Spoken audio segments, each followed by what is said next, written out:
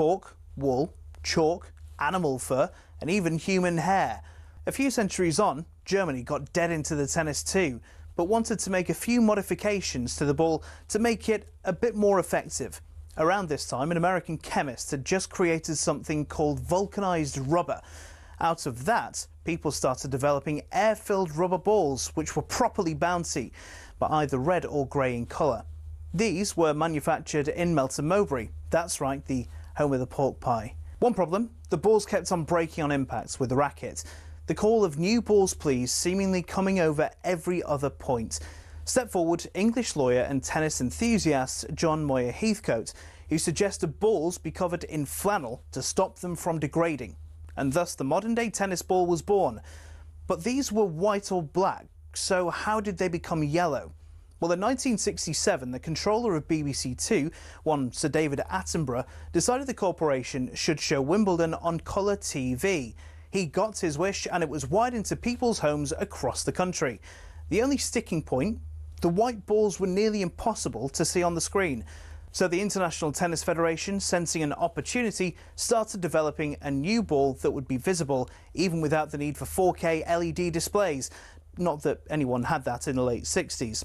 After rigorous testing, they came up with the colour Optic Yellow and decided every ball be coated in that colour from there on in. And there you have it. Tennis balls are yellow, all because Sir David Attenborough wanted to watch Wimbledon from the comfort of his own front room. You could say the ITF aced it.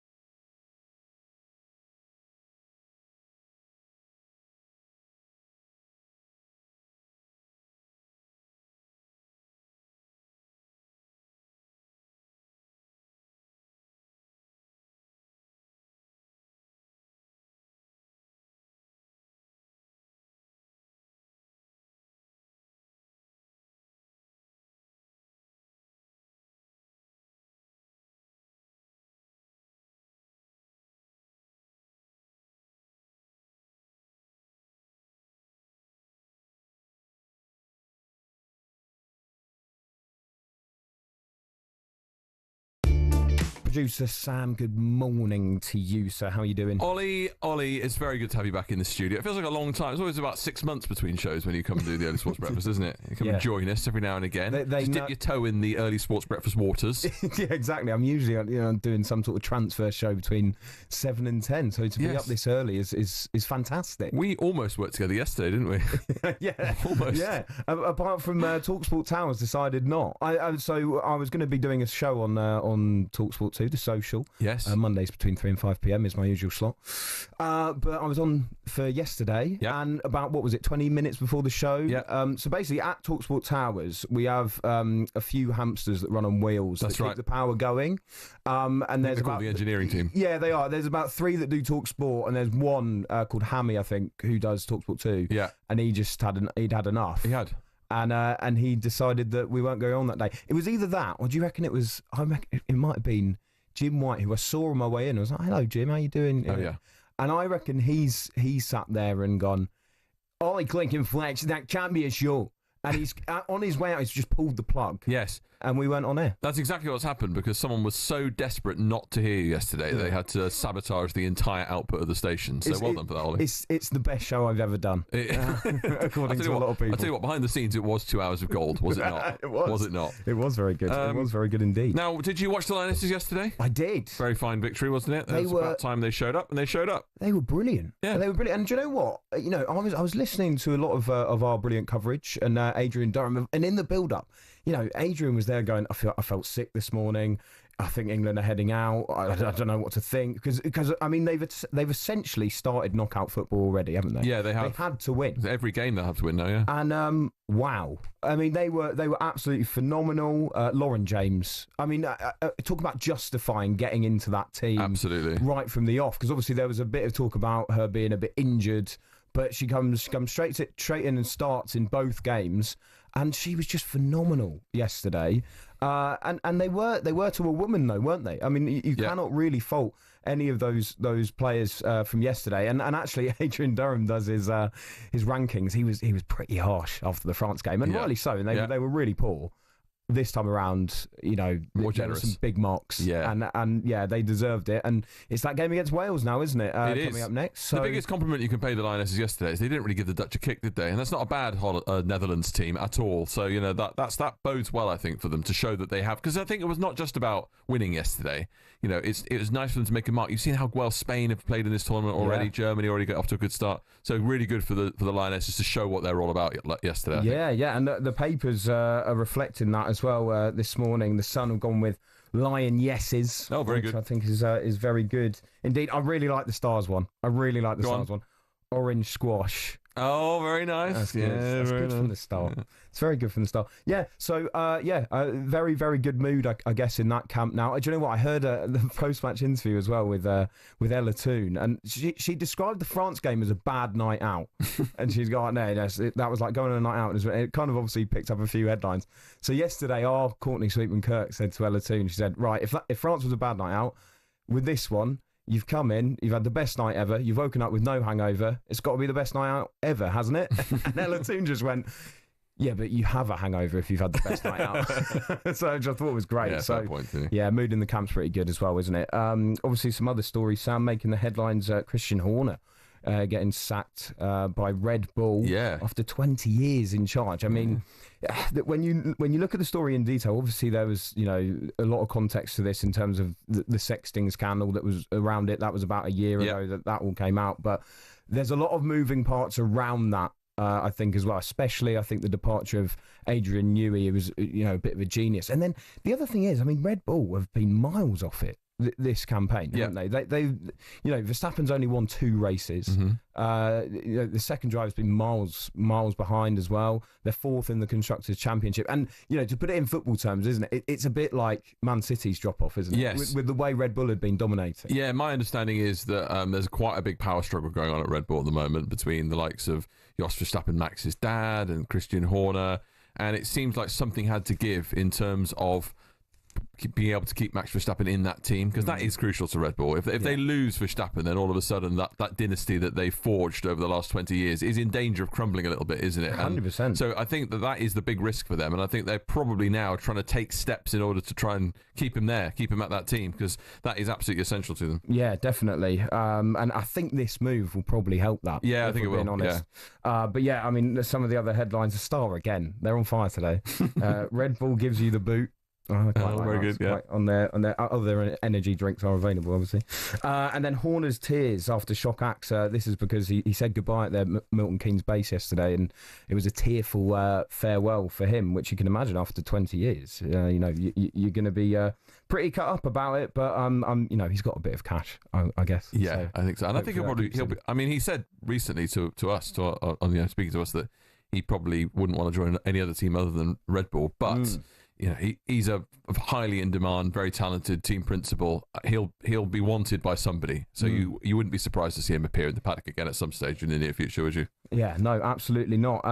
The other story, if you want non-football story, because of course we're going to get into some of those over the next hour or so, and they'll dig into them on breakfast. But the cricket is back today. Yes, it is. Yes, Sam, and I think really excitingly, Jofra Archer is going to be back for England. I mean, it's a bit of a strange one, this, because he hasn't played a test for over 4 years. Yeah, a long time, yeah. He hasn't played in front of a crowd since 2019 in Test cricket, which is bizarre to think about. But I'm finding this really exciting. I think when you look to England's attack, especially in the last test, it just needed some oomph. It needed something. It needed either a Mark Wood or a Jofra Archer. So for him to be coming back in, I think is exciting, and it just adds a different dynamic to that test as well. I think it's the kind of news where Sam Ellard, who you work very closely with, would be very, very excited about. Yeah, I think he's looking forward to seeing Jofra. I think he's a bit concerned about the lack of cricket that's been played and the fact that he maybe has been called up.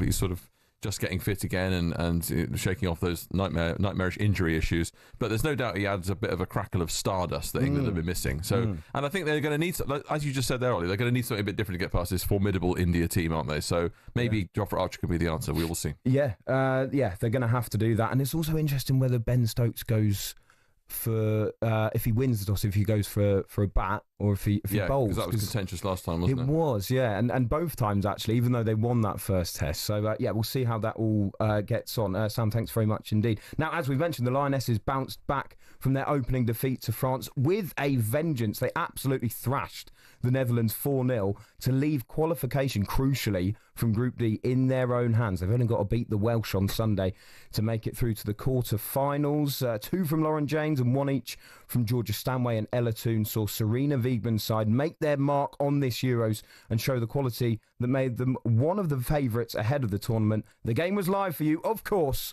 on talkSPORT. The message to the Lionesses is simple. Just win. Do they have what it takes to keep their hopes alive? And then you have to win this game to stay in the competition, and we have not been in this situation before. James on the edge of the area onto the left foot. Oh yes! That's a majestic goal from England's Lauren James. Love the celebration. Looking at the fans, hands on hips. Here we are. It's all today, so they wanted to bring that energy, and when you do get together and things work. Towards Russo on the edge of the D, and then the snapshot is in for 2. Some bullets into the back of the net from Georgia Stanway. Boone hits it left-footed, blocked. James steers it in.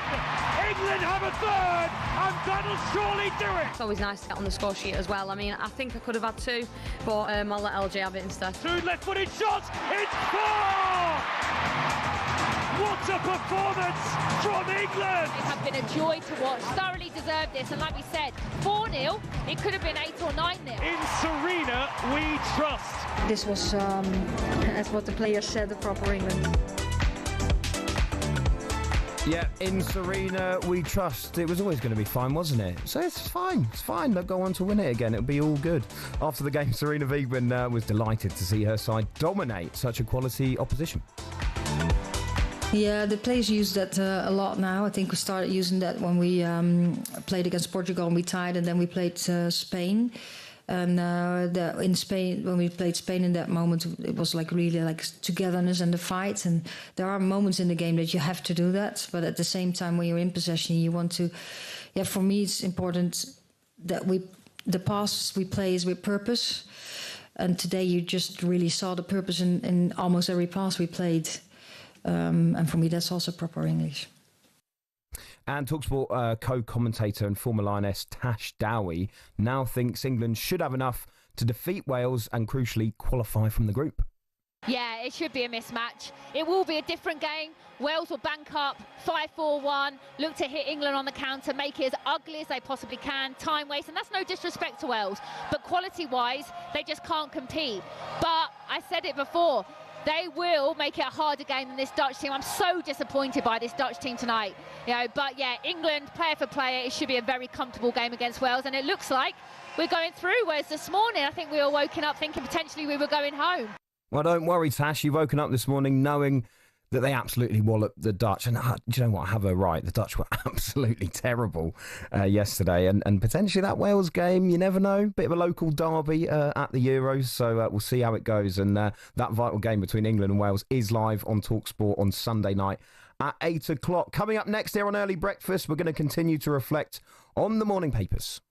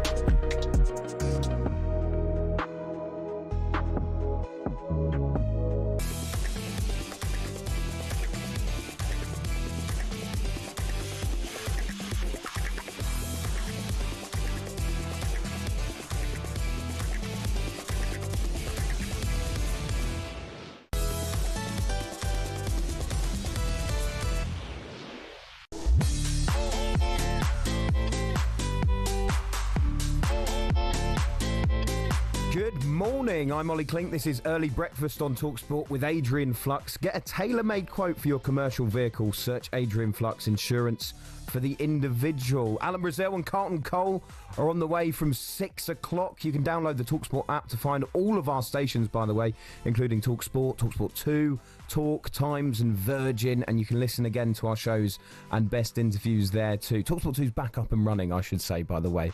Don't worry, we did have the power cut problem yesterday, but you're all good. It's all okay. Here are some of your headlines this morning. Jofra Archer makes his return to Test cricket after 4 years today as England's third Test with India gets underway at Lords. He's the only change to the side that were comfortably beaten by 336 runs in the last match at Edgbaston. It's currently 1-1 in the 5-match series, with the final 2 tests taking place at Old Trafford, and the Oval. Will have updates on talkSPORT. Elsewhere, talkSPORT understands that Spurs have agreed a deal worth around $55 million for West Ham's Mohamed Kudus. A medical is set for today, but former West Ham striker Dean Ashton can't understand why the Hammers would sell to a rival. It's a strange one. I think I'd love to really know, first of all, what Graham Potter feels about it, because he is a terrific talent, and on his day I think he's unplayable at times. The way he can keep the ball, the way he can dribble, he's one of the best in the Premier League at that. His numbers have dropped significantly this season compared to his first season, which is a worry, and you worry about whether that is a mentality issue, an attitude issue, or whether the manager just feels like actually he wants to have a player in his squad that he can mould a little bit more to what he likes. But it's decent money. It just won't go down well when you're selling one of your best players to Tottenham if you're a West Ham supporter. Yeah, the thing is, Dino, I understand it. You don't want to sell to your rivals, but you mentioned it there, the attitude issue. For me, and I think if you ask most West Ham fans, Kudus had down tools by the end of last season. Look, he was great, I think, when he first arrived at West Ham, but he doesn't want to be there. And I know you're telling to Spurs, but in my opinion, if you've got a player at your club who isn't performing week in, week out, it looks like he doesn't want to be there, his body language is dejected most of the time, then get him off the books. You don't need him, and move him on. And 55 million, given that he hasn't been great in the last season, I don't think that's bad business at all for West Ham. Elsewhere, Novak Djokovic and Yannick Sinner will both carry fitness concerns into their Wimbledon semi-final on Friday. Djokovic had a nasty fall on centre court just before completing a 4-set victory over Italy's Flavio Cobolli, while Sinner overcame an elbow injury to ease past American Ben Shelton. Meanwhile, the last 4 ties in the women's draw will be completed today. Here's talkSPORT's Lisa O'Sullivan with all of the details. The records keep falling for Novak Djokovic, who will play Yannick Sinner in the semi-finals of this year's Wimbledon. Djokovic slipped and fell on his face just 2 points from victory against Flavio Cobolli in a 4-set thriller on centre court. Even the chair umpire came running, but the man with 24 major titles was able to play on and win 6-7, 6-2, 7-5, 6-4 and claim the all-time record for most appearances in a Wimbledon men's semi-final. It'll be his 14th, and there he'll meet Yannick Sinner, who shrugged off worries about his elbow as he beat the USA's Ben Shelton 7-6, 6-4, 6-4. He needed 3 match points, but there was no real sign of that elbow issue. In the ladies' singles, Iga Swiatek and Belinda Bencic will meet in the semi-finals, both there for the first time. Swiatek was pushed by Ludmila Samsonova, coming through 6-2, 7-5, but Bencic showed real grit to win 2 tiebreaks against Mira Andreeva, the Swiss having climbed back into the world top 20 after returning from maternity leave.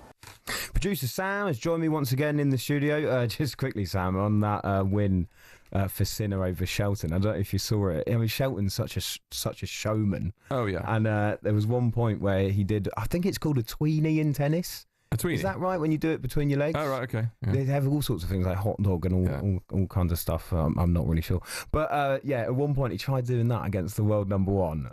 And Sinner just launches it back and just storms back to the baseline. And Shelton's just there kind of smirking a bit. And you're like, you're getting pumped, mate. I'm sorry about sure that. why you do that in that kind of game. Yeah. I mean, like, what you trying to prove? Yeah. It's just... it would be like trying to nutmeg Messi. Yeah, right.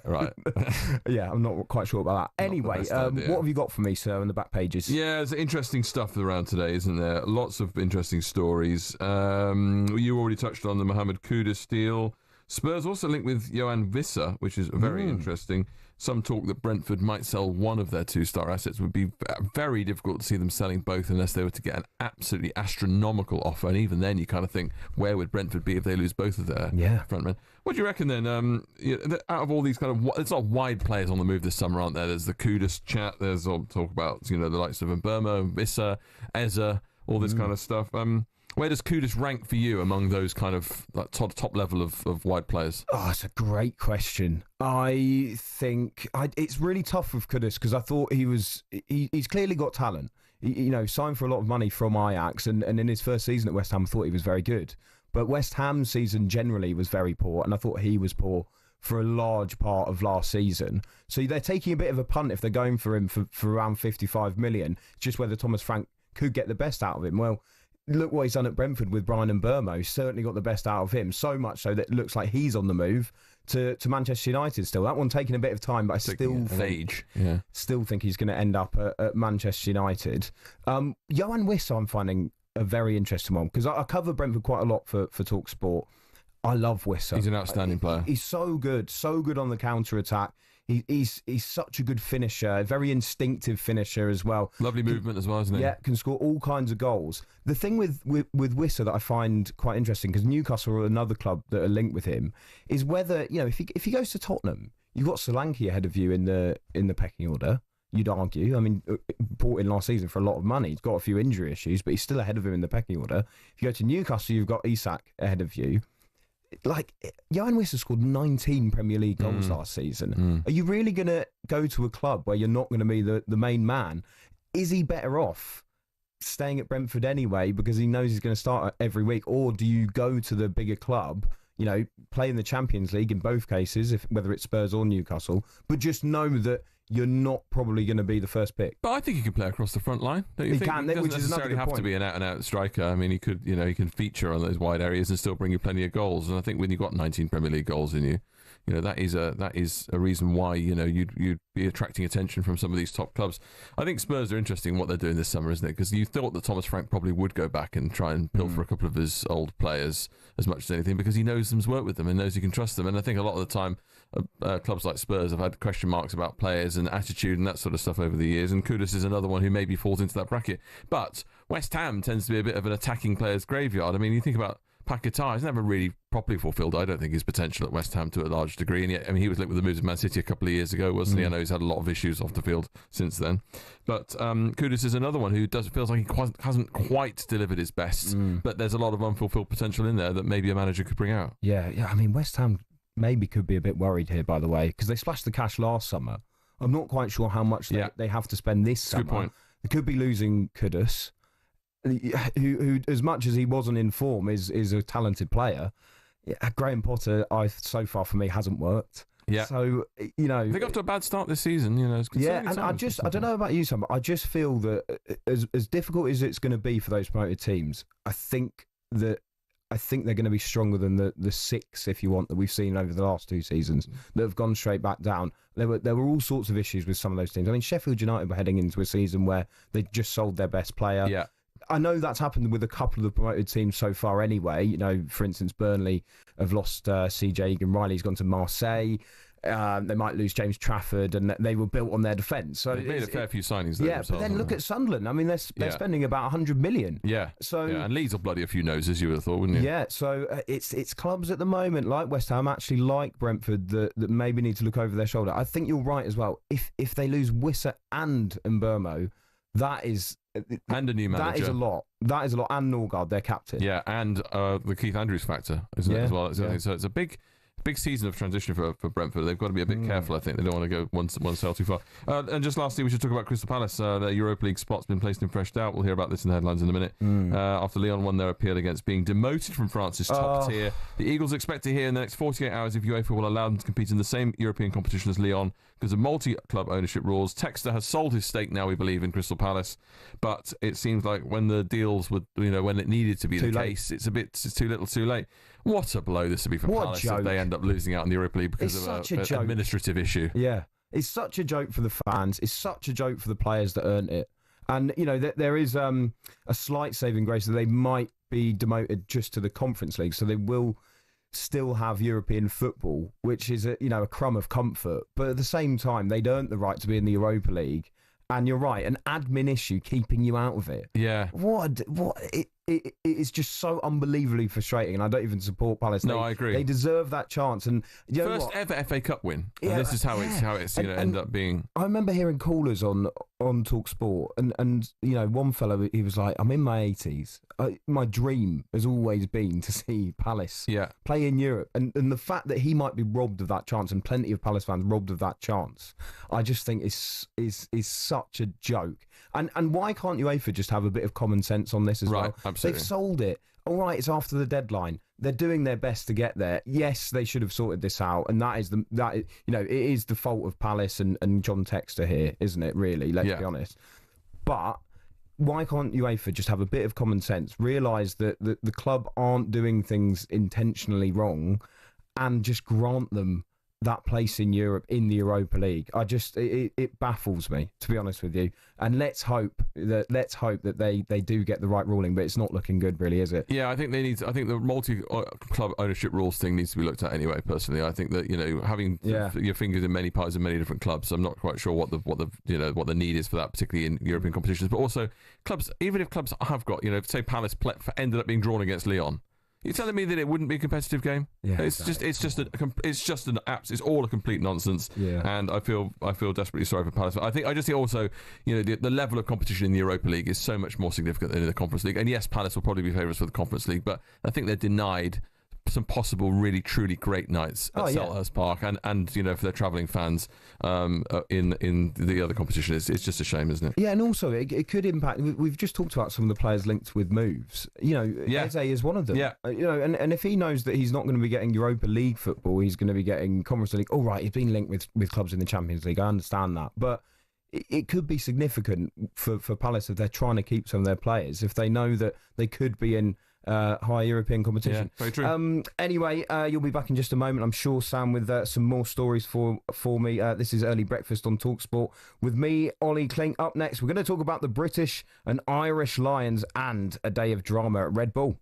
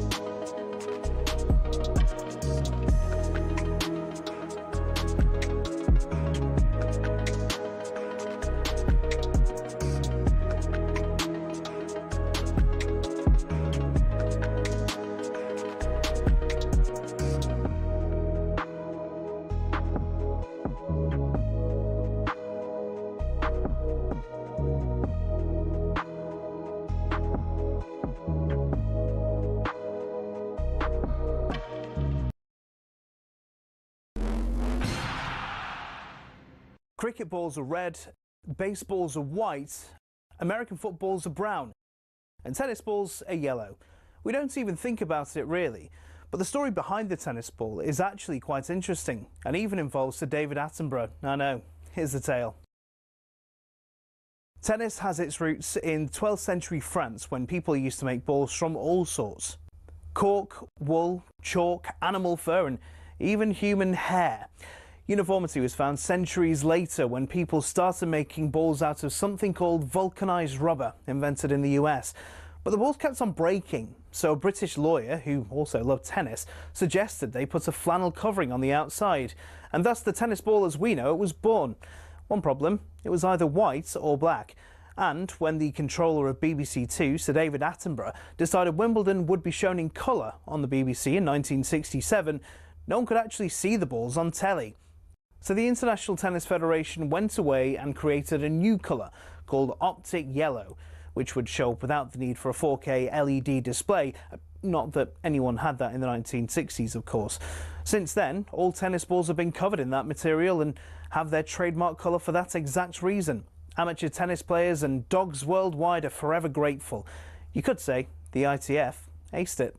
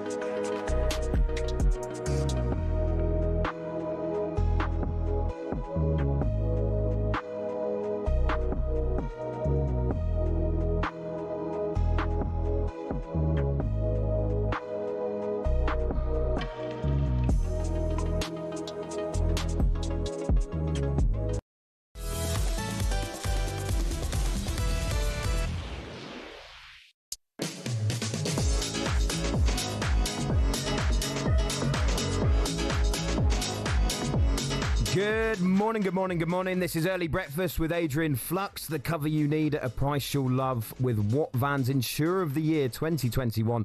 Find out more at adrianflux.co.uk. I'm Olly Clink. How are you getting on? Don't forget, you can watch the show on my beautiful face.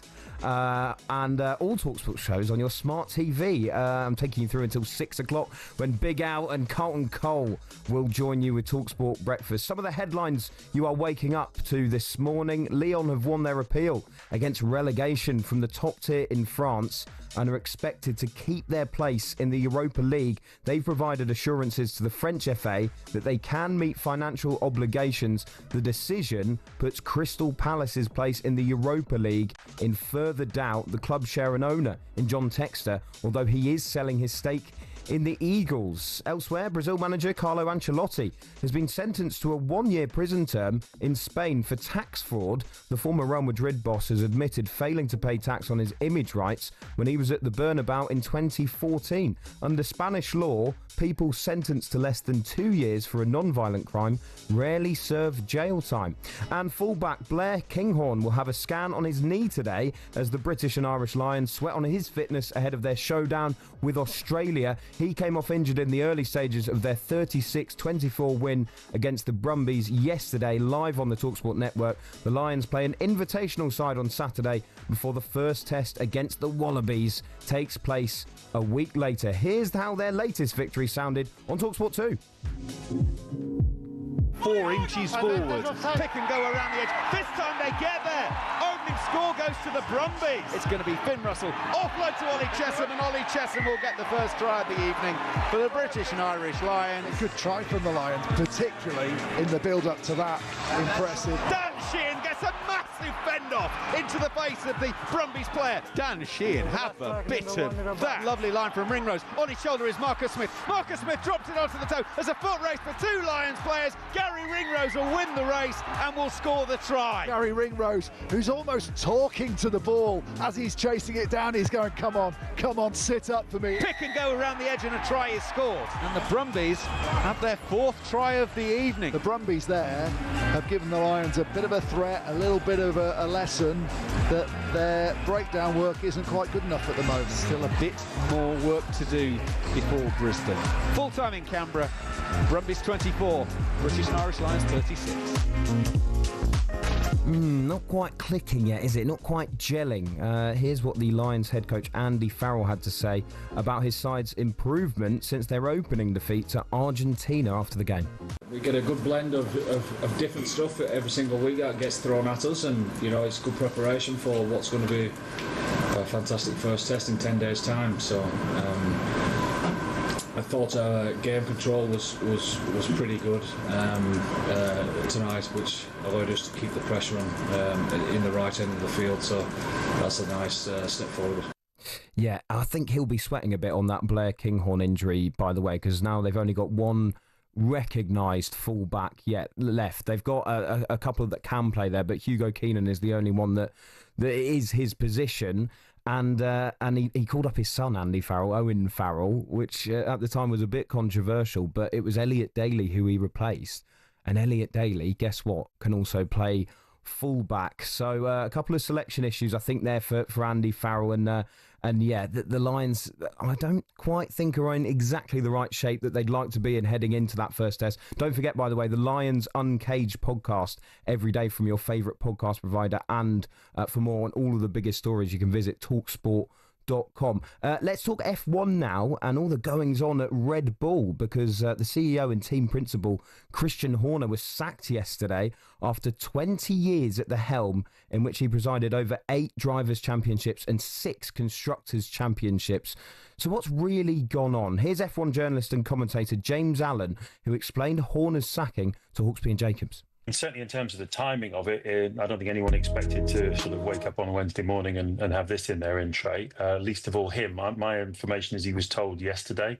The reason for the sacking is with immediate effect was the performance, obviously, not only of the car, but of the team generally, which has definitely come off its peak of recent years. It was a decision taken at board level by Red Bull. I think generally speaking, as you mentioned, the last 18 months have been quite turbulent. There have been a lot of high-profile departures. The big one, obviously, being Adrian Newey, greatest racing car designer in the history of the sport. Jonathan Wheatley, who was the sporting director, a kind of sergeant major, if you like, of the team, but sort of ran it on the road. He's gone off to be the team boss of Sauber, and straight away he's had an impact. I mean, Nico Hülkenberg at the weekend got his first podium in his Formula One career and put Sauber on the podium at the British Grand Prix. So there's a lot of real talent has exited the Red Bull team over the last 18 months. Horner told the Thai owners a while back that he was the key to the sporting success. But I think what we've all learned in 2025 is that the real key to the sporting success is Max Verstappen. Yeah, we'll keep you across this story throughout the day on talkSPORT, including with former Haas team principal Gunther Steiner, who's going to join Big Al and Carlton on talkSPORT Breakfast this morning. Very interested to hear what he has to say on all of that. Right, it's time now for the front pages with Sam. It's a front page throwdown. Oh, what a move! The front pages first on the early sports breakfast. talkSPORT.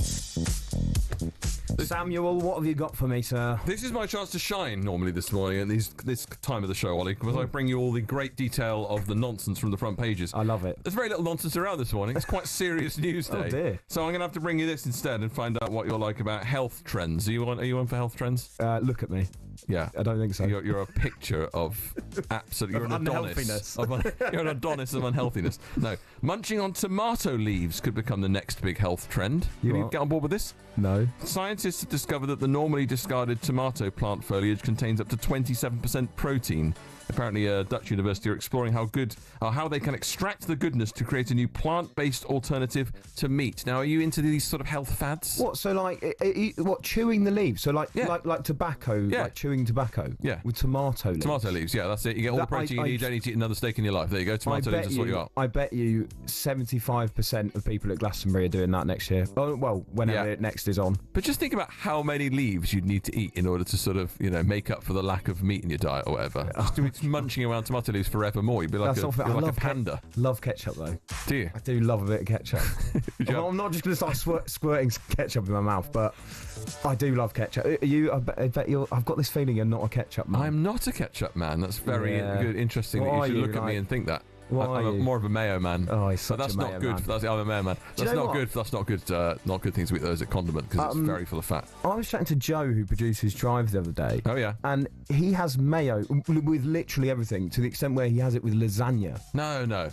There are some things you can't have it with. No, that should be illegal. Yeah, no, that's outrageous. I think he should get prison time. Why does he need to have mayo with that? It's already got enough flavour in it. I don't know. What about giving some tomato leaves? What about a roast dinner? Would you have ketchup with that? Because some people do, don't they? I think that's quite controversial. Absolutely not. Yeah. Who do you think I am? Absolutely not. I do like ketchup, but no. What about, because Jeff Stelling, right, who's the talkSPORT breakfast presenter, you may have heard of him. I have. I know you don't do these hours very often, but you may have heard of him. He doesn't like gravy on his roast dinner. What? Yeah, would you have gravy on your roast dinner? So what? No, hold on. He has it completely dry. I know, that to me does sound bizarre, but yeah, apparently he has it dry. I know. What is he doing? How can you have it sauceless? I don't get that. That's ridiculous. That is actually ridiculous. Isn't it? No, I'm not having that. You're not having it at all? No. I'm not having that. No. Jeff, what are you doing, mate? There's no Jeff. gravy, but which way's it gone? That's crazy, Jeff. What are you doing? I know, it's... what is worse? Dry roast dinner or mayo with lasagna? I still think dry roast dinner on that. Yeah, I think you can just about forgive having a little dash of mayo on your side of your lasagna. How much water is Jeff Stelling having with his roast dinner? He must need like a gallon, mustn't he, to wash that down. More than that. Anyway, what else you got? More than half of British workers don't always take a lunch break because they're too busy, feel guilty, or are eating al desco. Oh, that's good. A study of 2,000 full-time employees found only 36% take a daily break. Some 45% of those who skip meals eat at their desk, while 59% feel they are too busy to step away. As a result, many struggle with an afternoon slump. Do you take one? I guess it's a bit early for you, isn't it? Well, a lunch break for me is about 10 a.m. Yeah. So it's an awkward time to be trying to organise your daily meals working at this time, I will tell you that. I feel like Jim White doesn't take one, and the reason I say that is because he constantly reminds you that it's lunchtime. Do you know what I mean? You think he's getting a bit hungry by the end of the show? I think once you hit 12 o'clock, the amount of times Jim White says lunchtime is off the chart. Yeah. And so he's either protesting about the fact he doesn't get a lunch break, has to spend it with Simon Jordan, or he's just hungry. I think there's every chance it could be either of those two things. How important do you think the lunch break is? Is it an important facet of your day? No, not at all, actually. I like a little crack on, eat your lunch, get on with some work. Yeah. Not for me. That's it, is it? When people are like, I took an hour for lunch. Yeah. What are you doing in that hour? It doesn't take an hour to eat lunch. Yes. It definitely doesn't for me. No, fair point. And lastly, I'll just bring you this story. Small talk with strangers is good for us. Apparently, according to scientists, expert found any chatter in a social setting will benefit your health. Gillian Sandstrom from the University of Sussex studied 200 people having small talk conversations every day. She said the person who starts the conversation is in a better mood afterwards. They tend to feel more connected. Do you just tend to approach people and talk to them? The person who starts the conversation. What about the other person? They're going, stop talking to me. Yeah, that's right. When was the last time you started a conversation with somebody random about something random? Taxi driver on the way in. Oh, yeah, okay, but that's sort of forgivable because, you normally would start a conversation with a That was fine. Well, but he was talking to me about Manchester United's business a lot. All right. He knew you were a talkSPORT man, did he? Yeah, absolutely. Did he recognise you? Or No one does. Did you just say, I'm Olly Clink of talkSPORT? Do you want to talk to me about Man United business? You've got your own number now on the back of the talkSPORT shirts. I know. Up in the office, haven't you? Yeah, they've got a wall of shirts with all the presenters' names on it. Yeah. And I've been given one. You've made the grade. Can you believe it? I put it straight on number 9. Yeah, I know. You should really have put it on the subs bench, but never mind. That's very true, actually. Yeah, I mean, when do you do small talk? Do you do small talk? I tend to try and avoid it at all times, including with friends at parties. I don't like it's a horrible thing, isn't it? Small talk. Because how have you been? How's work? All that stuff. But I guess there's sometimes if you're in a collective position of disappointment, small talk is forgivable. Like, for example, there's a very long queue, then you've got a reason to tut and harumph and then talk to someone in a queue. Yeah, do you know what? I learned something about small talk the other day, that you shouldn't ask things like, how's work? Because people then go, oh, yeah, I hate work. Right. You should be like, got any holidays coming up? Oh, right. But then, that, when you're in January and it's just been Christmas, that doesn't really wash, and everyone just goes, no. And then they get annoyed about that. Yeah, that's right, So then don't take my advice, is what I'm basically saying. You've got 10 minutes to text us this morning, 81089, right? Tell us, what is the best opening gambit on small talk that can get you a conversation starter? That's good, isn't it? Or call 03717 223344. You haven't got long, and we can just have a bit of small talk. Yeah, small talk this morning. We'll have a bit of small talk. Give us your best small talk. You'll certainly get that with a bit of Alan Carlton in just a moment. Absolutely. Well.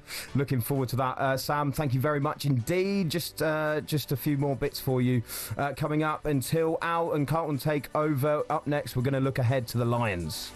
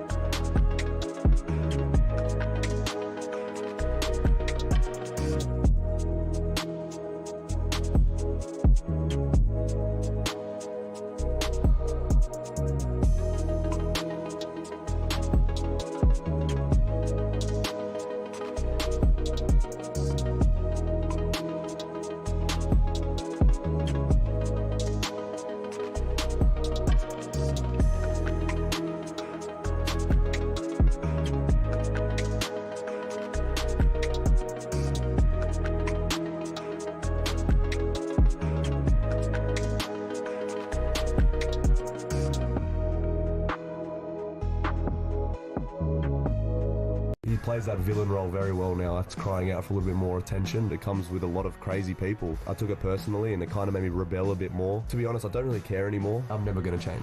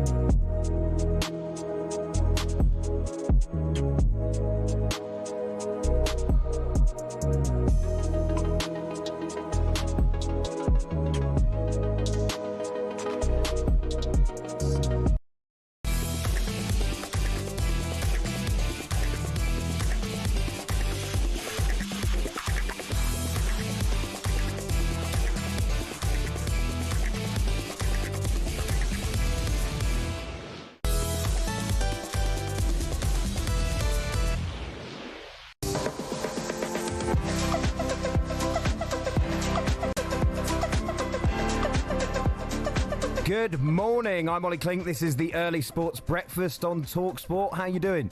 Yeah, I'm all right, thanks. How are you? Yeah, not bad, thanks. Alan and Carlton are on the way for talkSPORT Breakfast at 6 o'clock. Now, let's chat a bit of Club World Cup, shall we? Chelsea will meet PSG in Sunday's final, live on talkSPORT, after the Champions League winners dismantled Real Madrid 4-0 in yesterday's second semi-final. That game was live for you on talkSPORT. It's walked back by Dembele. There's a mistake. Courtois balls him over, but it's turned in anyway. Fabian Ruiz with the opening goal for Paris Saint-Germain. What a mistake, Asensio. Oh, here's another mistake. It's Rudiger this time. Dembele's through, and Dembele scores. 2-0 to Paris Saint-Germain. 2 goals in 2 minutes, and both resulting from catastrophic Real Madrid defending. Well, you can't make mistakes like that at any level, let alone against quality such as this. Ruiz makes it 3-0 with a brilliant goal. Real Madrid do not know what has hit them here. Devastating for Paris Saint-Germain. This looks pretty ominous for Chelsea. There's an opportunity for Gonzalo Ramos, who turns and wraps it in to make it 4-0 to Paris Saint-Germain. The European champions have breezed into the final of the Club World Cup. 4-0. Look out, Chelsea. Oh, PSG are proper, aren't they? They are proper. Unbelievable last night. They raced into a 3-0 lead as well. Ousmane Dembele was electric. But I tell you who always impresses me, and I'm going to try and say his name, Kvaratskhelia. I think I pulled it off. He is just such a throwback as well with his short socks. But the way he's so direct, I just love watching PSG at the moment. What a team that Luis Enrique has built. And I tell you what, it's going to be tough, isn't it, for Chelsea in that final. But don't worry, Chelsea fans. If you are worried about it, you're worried about losing that final, maybe getting a bit humbled, they're going to play Spurs in the Super Cup. That could be quite interesting. That could be very much behind the sofa job for Spurs fans, I reckon, with the way that PSG have been playing. Former Palace owner Simon Jordan says being victorious in the Club World Cup would, though, be a momentum builder for Chelsea. First of all, you've got some teams in there that are in the middle of their seasons. Second of all, you've got teams in there that are not going to be affected by the climate because they play in this climate all the time. The two of the strands of the arguments that people are complaining about will be diminished by two sets of clubs that are either in South American football playing in climates like this, or Spanish football, and in American football playing as they're playing now because it's their regular season. So two strands of the sort of deriding of the tournament are taken away from those clubs. Chelsea winning a competition is momentum building.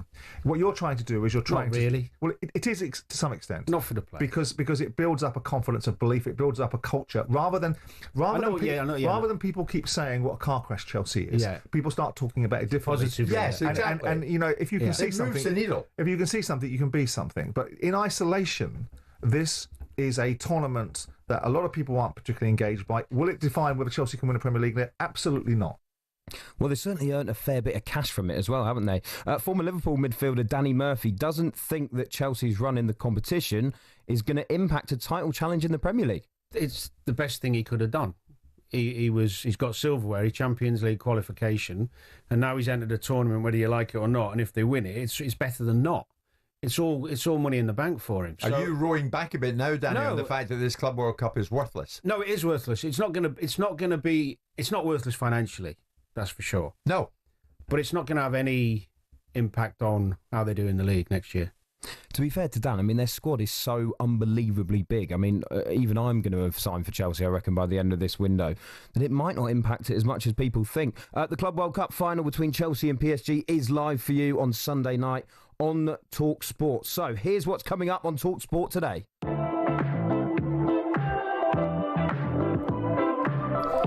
Big Al and Carlton Cole are going to be on talkSPORT Breakfast in just about 3 minutes' time. They're going to be joined a bit later on that Christian Horner story, sacked by Red Bull by the former F1 team principal, Gunter Steiner. That should be box office. They'll also be joined by ex-British and Irish Lion Jason Robinson. What a name to have on the show. Rugby legend. He'll be coming on to chat about the build-up to those tests against Australia.